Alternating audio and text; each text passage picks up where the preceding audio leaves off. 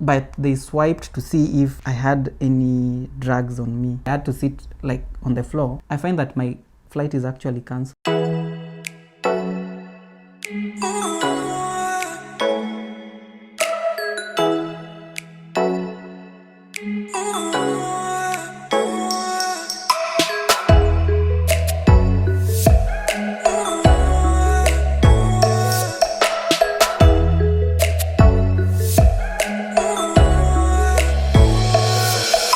Hey guys, it's Elle and Nick. Welcome back to our channel where we're all about living life, loving each other, and sharing good times with you all. Guys.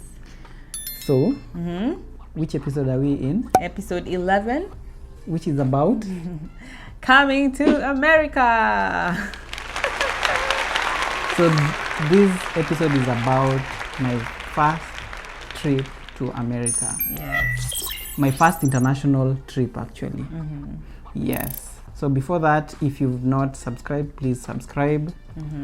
Please like so that this video is recommended to more people like you, and comment so that we know if you have any questions or anything else. Any input. And for those that have subscribed, thank you and welcome to the channel. Yes. So we go straight into that day. If you can recap, it was on a Monday. Yeah. And on Sunday, that's when I told my family that I was traveling. So that day was very sad because it was unbelievable that I was actually going away. And on your side, it was a very good day because it was the day that I was starting the journey to come to this other side. So you were sad to be coming and I was excited you were coming? No, I was sad to see the way everyone was sad that I'm leaving them. And I know on your end, you are happy because things were again falling in place. I know you are also concerned, but you are happy. The happiness level was higher on you, on your side, compared to yours? Compared to my family. Oh, okay. What about you? What do you mean? Were you happy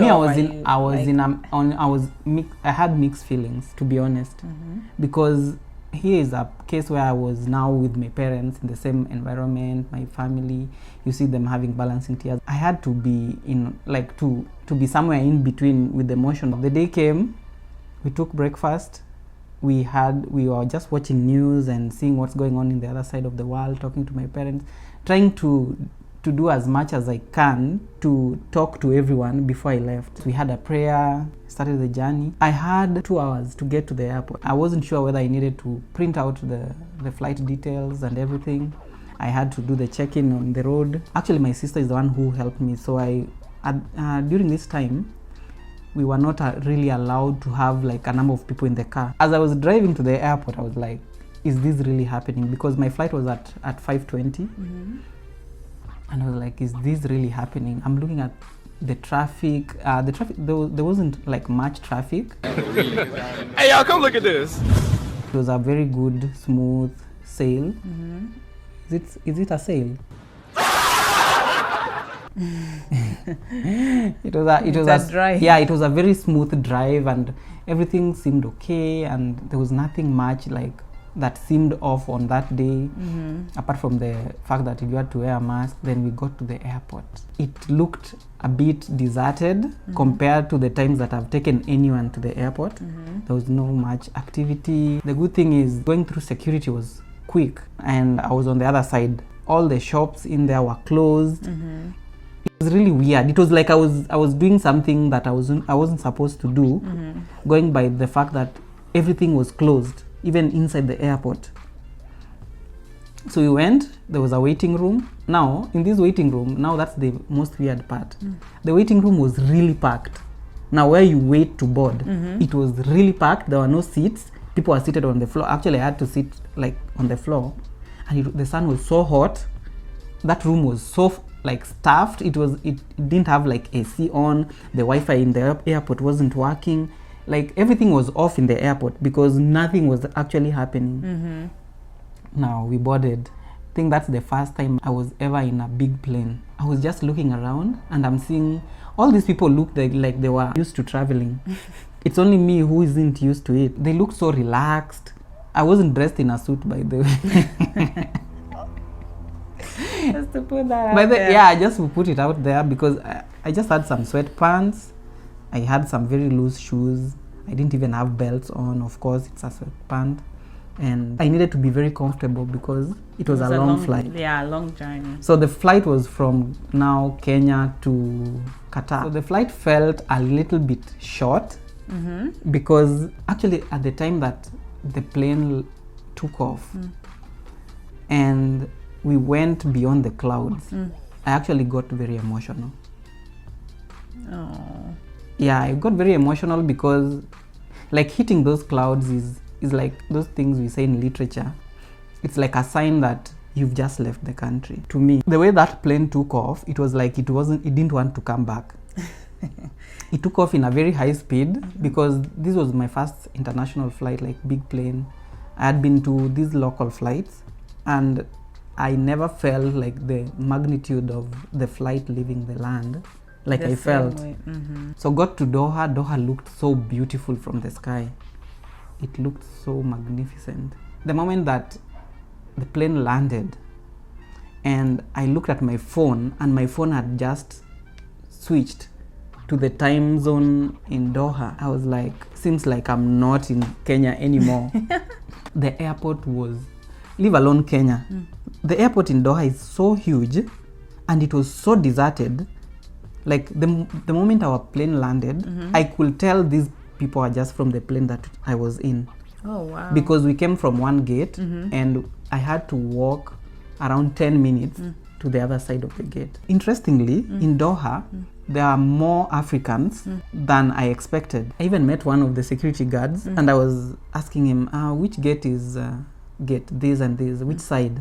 And he pointed and talked to me in Swahili and I was like, hey, wait a minute, did I just fly out of Kenya into another Kenya?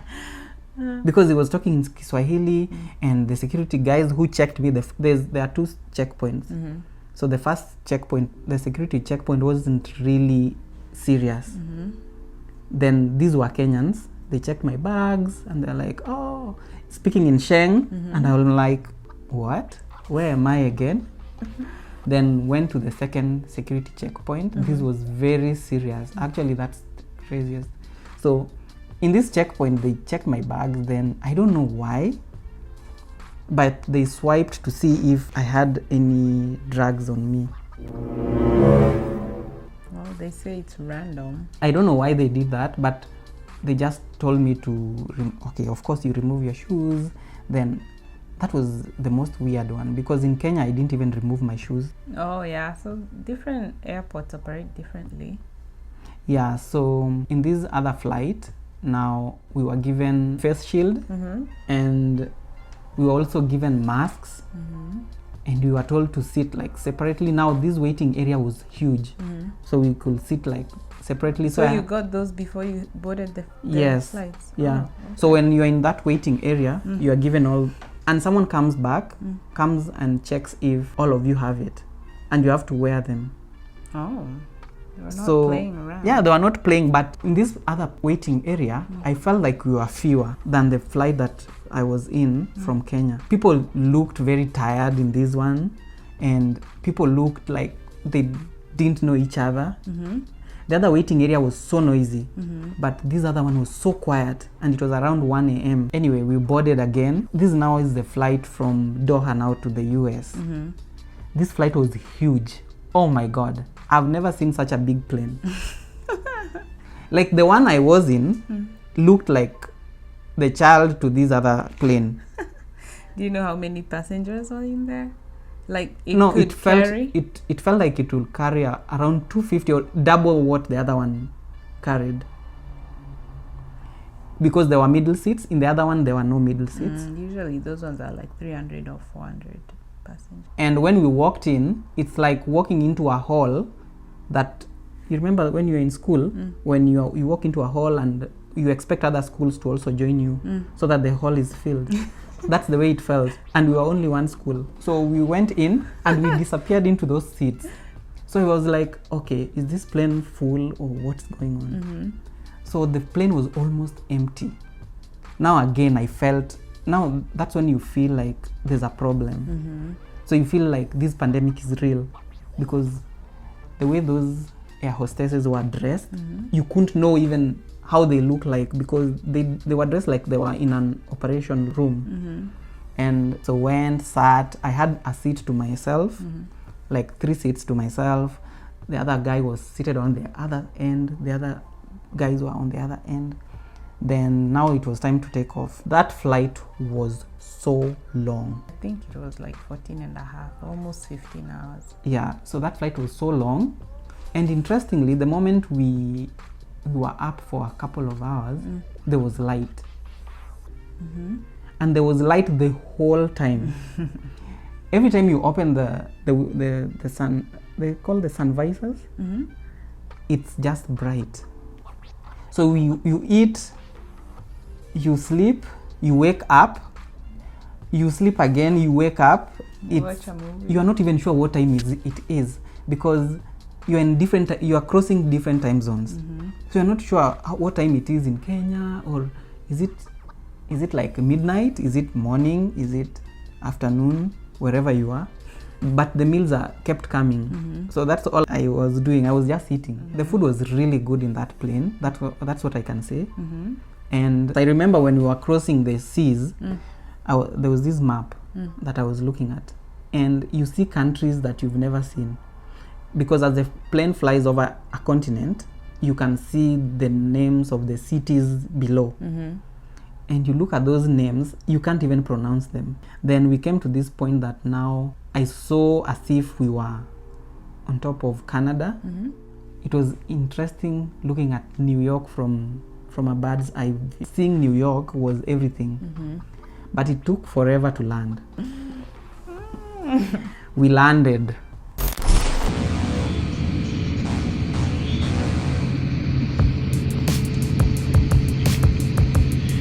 Gentlemen, welcome to New York.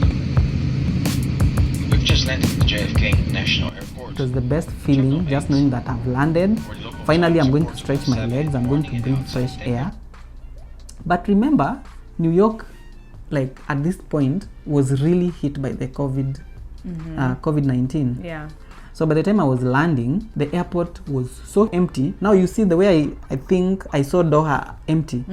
New York was worse. At least in Doha, I can say I saw a shop or two open that were selling either candies or something, or coffee.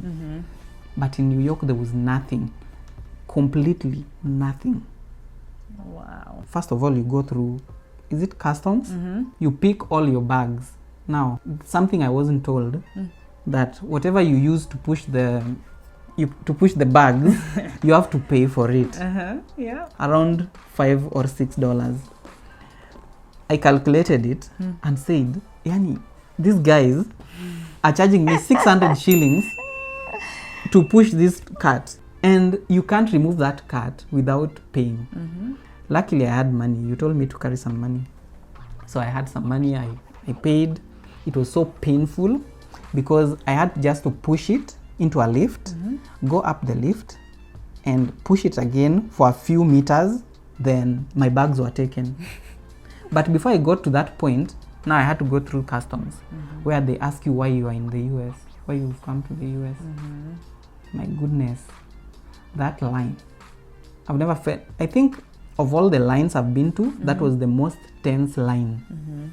No one was talking. Like, people were silent, dead silent.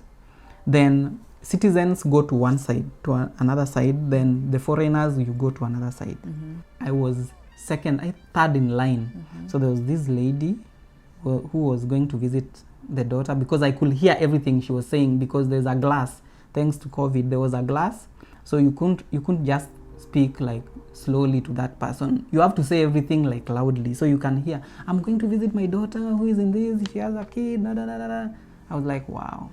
And I saw her like being stamped, so I just knew that she's lucky. The next one was some guy. Him, there was like little was asked because he went through, then came to me. I had so many documents to produce. I remember I just put my bags down and they said, where is this? So I just gave him. He looked at it. I think they knew the type of visa I had, and so they know what to do and what not to do. So I had some documents that I had to give it to them so that they open. If that document is opened elsewhere, you won't go in, senior. And after that, I wasn't cleared yet, so I go to another room again. So you go through this first guy, then you go through another lady who was seated with some desk before you enter the room. Then you go into that room and give all the documents that all these guys have given you. So this guy gives you a document, you give this lady, like signs or does something, takes one, gives you another one. You go with those documents, you give another person, you go and wait. I waited for around 15 minutes because there was that guy and the other lady. And the lady before me was again taken to another interview room, separate on the other side.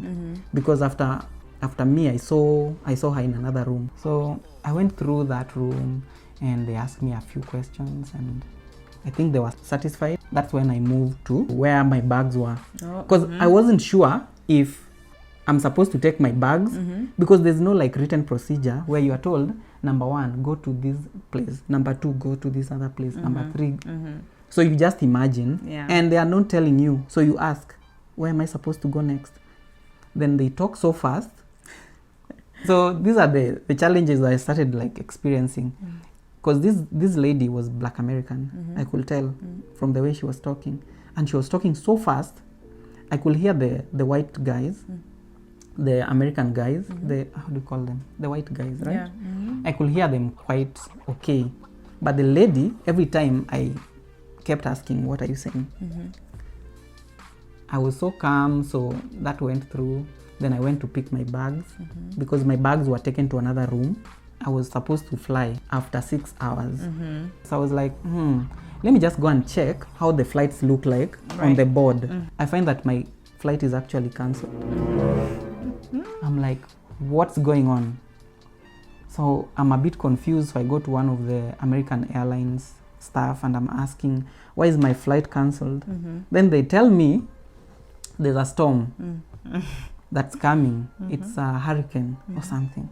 Then I remembered when I was in Kenya, I watched news I was watching the news and I saw the same hurricane will hit New York a few hours after I landed. Right. And by 2 p.m., basically right over New York City. And I was like, oh my gosh, this is it. Immediately they told me, I was going to rest, but immediately they told me, don't even sit down. There's a plane that's going to somewhere called Charlotte. So we are going to print a boarding pass so that you go to Charlotte, then go to Arizona. I'm like, what is Charlotte? What is Charlotte? Yeah, what is Charlotte? Because I'm like, you see, there are states like you know New California, York, you know New York, but how many people know like the cities in New Mexico? So I'm like, Charlotte. They're like, go, go, go, go. I'm like, what? Go to get this and this. So I took my bag and they told me, okay, the other bag will be shipped to your destination. So don't worry about it. Just go with the carry-on. So here I am running. I'm not even sure where Charlotte is. So I started Googling. I don't have internet and the Wi-Fi in the airport was also off. I'm like, where is this? So I got into this plane. I have these tickets. So the time that I'm seated in the plane, that's when I'm reading where exactly I'm going to. So I'm like, okay, it's going to this place. Then I'll take another plane, then go to Arizona. For me, I slept when you had left Kenya because it was nighttime. And then I think you texted me at some point when you were up in the air. And then I remember you were gonna get to New York at 6, which would be like, I can't remember what 9 a.m. 9 a.m. in Phoenix? Yeah. So, oh, okay, yeah. And then your next flight would be leaving New York later in the day. So I knew that by the time I wake up the next day, you should be in New York, like chilling or something. So I woke up and I expected, to hear from you, like, oh, I landed already and I'm in New York, I'm waiting for my next flight. And then I woke up and there was nothing, like I hadn't had anything from you because you didn't have any internet connection. And then I was looking at your flight, and your flight had been cancelled. So I was freaking out. I was like, what happened? Like, I don't know what happened, but I do see the plane that you came with from Doha had landed in New York, but then from there I have no idea what happened to you. So I was calling I was calling American Airlines, and I was checking to see what happened. Your flight is cancelled. Like, I don't know anything. Like, I don't have any information to provide them, and they were like, well, we don't know what happened, because they say because you booked with Qatar Airways, so your ticket was through them, so they didn't know. They didn't have any, whoever was checking said they didn't have any information on what had happened to your flight. It was cancelled, yes, and they told me about the storm, so they had cancelled some flights, but they have no idea where you are or anything like that. And I remember I was on the phone freaking out, and I was like, somebody, like, just, I need to know like where you are. And so I was just calling them again, and no one was giving me any answers. Yeah, remember in New York I had no cell reception. Yeah. And in Doha I also didn't have any cell reception. So we didn't talk from the time I was in Doha. But when I was on the flight between Doha and New York, I had like an hour where I texted you and I told you I'm on the flight to the US. Yeah. And it was on time. So when I got to New York and I couldn't talk to you, I knew there was a problem. Again, I had no time to figure out how to get the internet connection, because you were in a rush. I was in a rush. I had to move into another flight into this city that I had no idea where it was. Yeah. So I think at some point after calling so much, someone told me, oh, it looks like he's been put on a flight to North Carolina. Yeah, North Carolina. And I was like, what?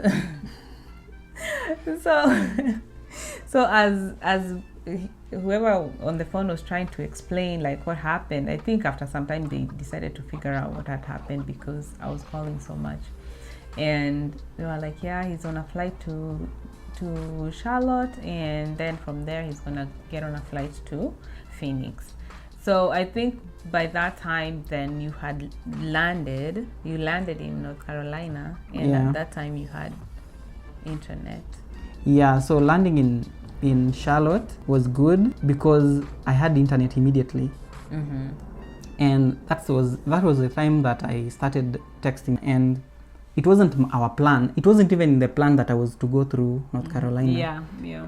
I had to wait there for an hour, but the flight from New York had delayed for 2 hours, because with that, the moment that we landed, it means we missed our flight to Arizona. Oh, really? Yeah, I actually missed the flight because we stayed in New York for 2 hours. Like, we were just held for 2 hours. Oh, wow. In the plane. So here I am in a foreign land, in a new city, and again I'm missing a flight. So I had to go through customer service, then they gave us new tickets to now Arizona. Before we left, now as the plane was going towards the runway, there was someone who had an emergency in the plane. What? Yes, the plane had to go back and dock. Ambulances came.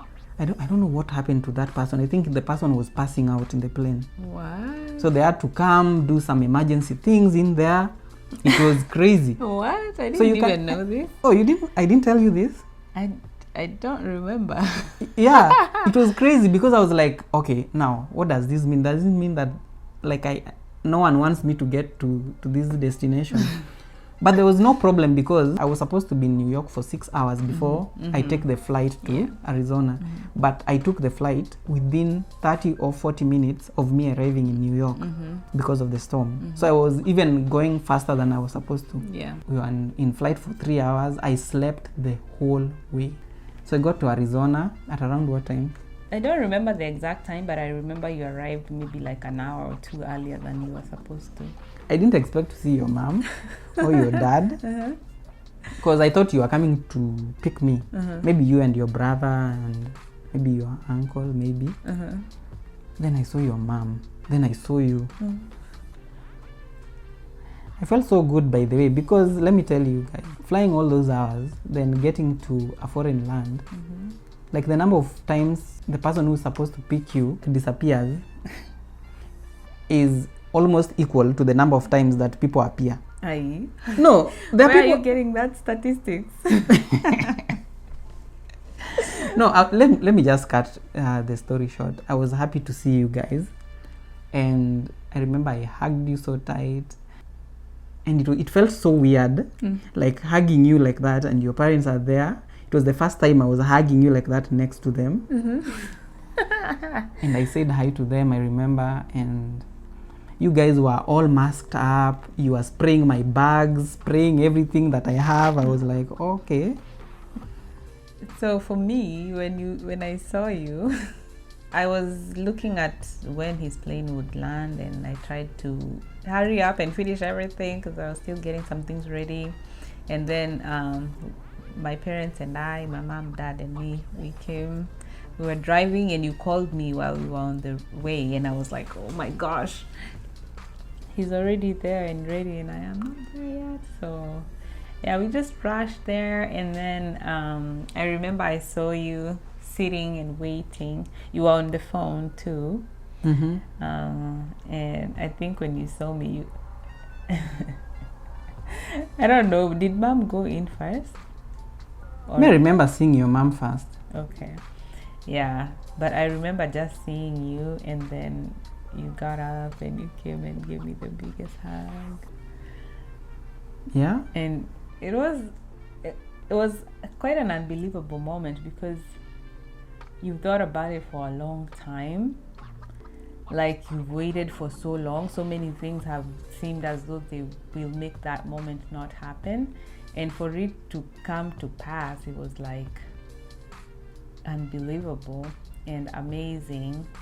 And I remember it was a little bit awkward because we were wearing masks, and it was like COVID time, and you're not sure like what's okay to do and what's not okay to do, and like, but yeah, because I remember even the moment you hugged me, I felt like I didn't expect you to hug me because I had just come out of a plane, and I had these clothes that had traveled internationally. You remember during those COVID times, we were told when you come in, you remove all those clothes, you throw them in a bin separately without anyone assisting you. You bathe, then you can hug people. Yeah, it was a bit weird. Like, it was a strange time to meet for the first time after a long time in the middle of a pandemic.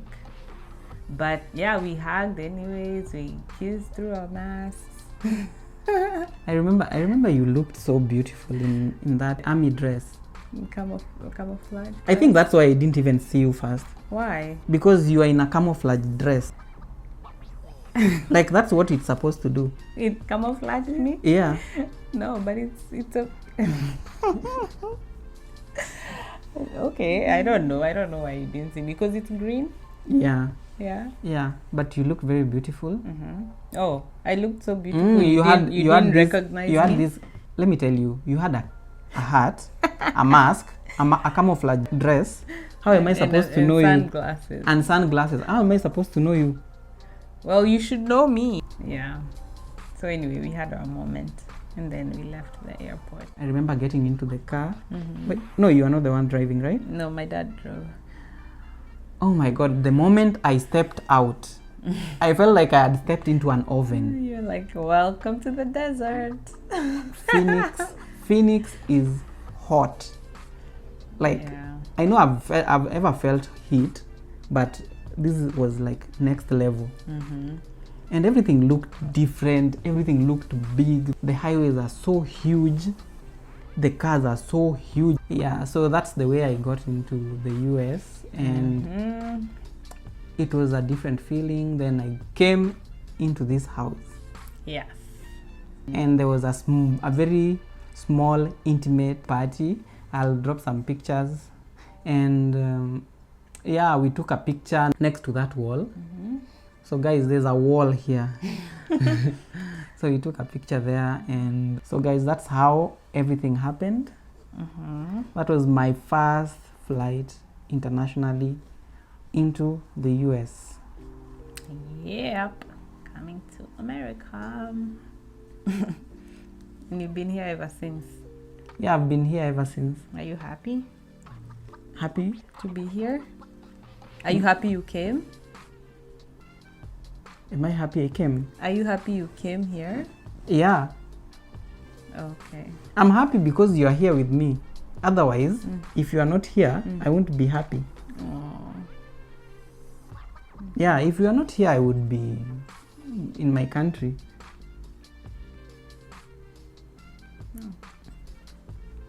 Okay. Yeah. You're the sole reason why I came here, so I'm very happy that I'm here with you. Oh, I'm so happy you came. Yeah, so that's it. And as we always say, So look out for the next episode. Which Okay. is what? I don't know. What's the next episode? The next one will be how we prepared for our wedding. Yes, guys. Our wedding preparation. Yeah, That's the next episode. because that's what happened next. Yes, okay. So we'll see you guys next time. Yeah, remember to leave a like. Like, share, and subscribe. And like we always say, And thanks to everyone that has watched up to this point. Thank you. and like we always say, See you in the next one. and in the meantime, share some love, love, light, light, and and laughter laughter with with someone. How do we call those things? The face shield. Yeah, the face shield. Huh? The face shield.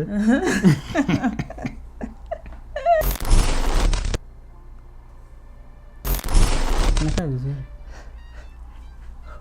In 3, 2, 1. action.